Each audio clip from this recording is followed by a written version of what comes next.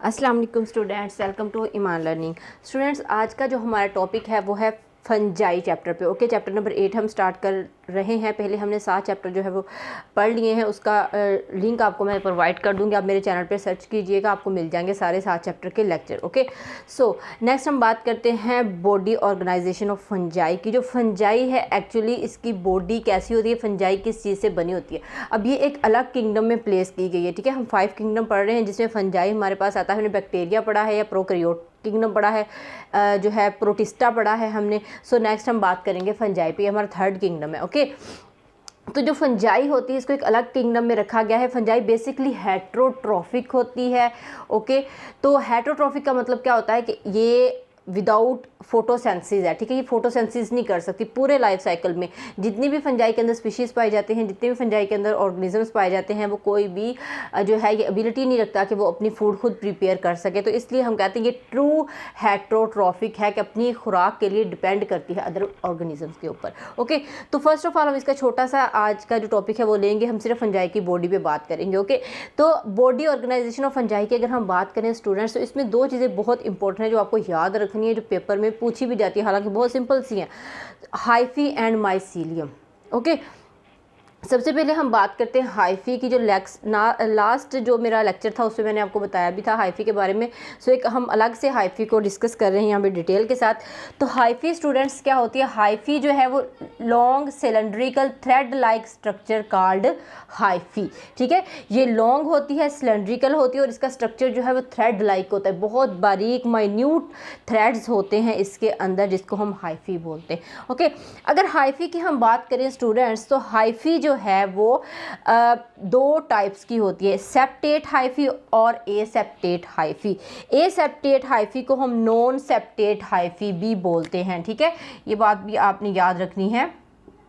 Non septate यानी कि जिसके अंदर कोई सेप्टा नहीं पाया जाता।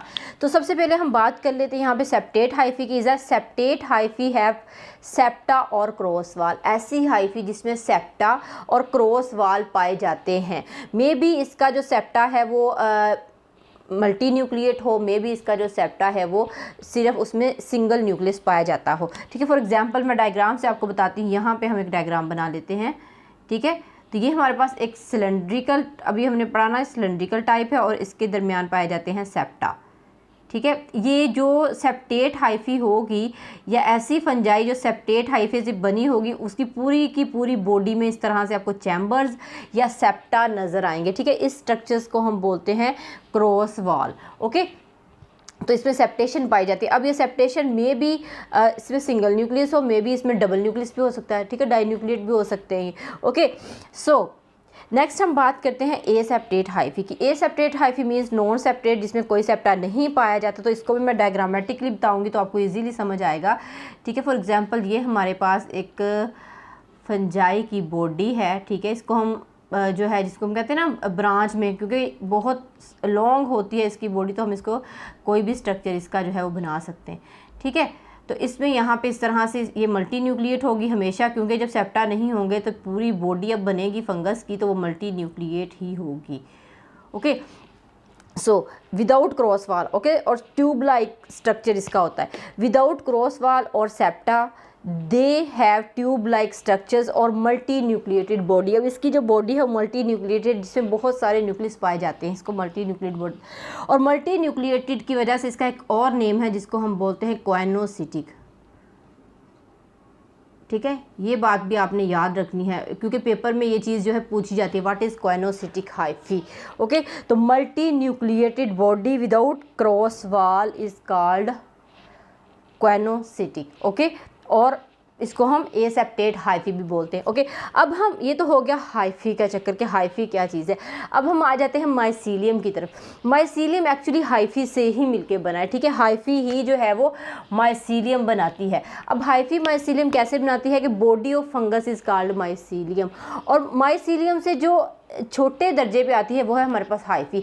बहुत सारी हाइफी इकट्ठी हो के इंटरवोवन और नेटवर्क लाइक स्ट्रक्चर्स बना देती है, उसी स्ट्रक्चर को हम क्या बोलते हैं, माइसीलियम बोलते हैं। Okay, mycelium is a network of hyphae, ये हाइफी का नेटवर्क होता है। अब यहाँ पे हमने एक बनाई है तो बहुत सारी जब हाइफी मिल जाएंगी तो वो हमारे पास क्या बन जाएगा, वो हमारे पास माइसीलियम बन जाएगी। ओके, सो जैसे फॉर एग्जांपल हमारे पास ये इस तरह से स्ट्रक्चर है जिसमें हम इसको हम क्रॉस वाल भी बना सकते हैं, विदाउट क्रॉस वाल भी। ठीक है, मैं इसको विदाउट क्रॉस वाल बना देती हूँ। ठीक है, ये इस तरह से बहुत सारे ये नेटवर्क्स होंगे।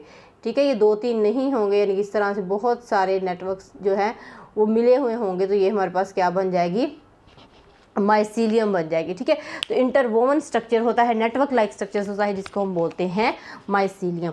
सो बहुत सिंपल सा ये टॉपिक था जिसमें मैंने आपको डिफरेंस बताया हाइफी और माइसीलियम का, जो दोनों मिलके क्या बनाते हैं, बॉडी ऑफ फंगस बनाते हैं।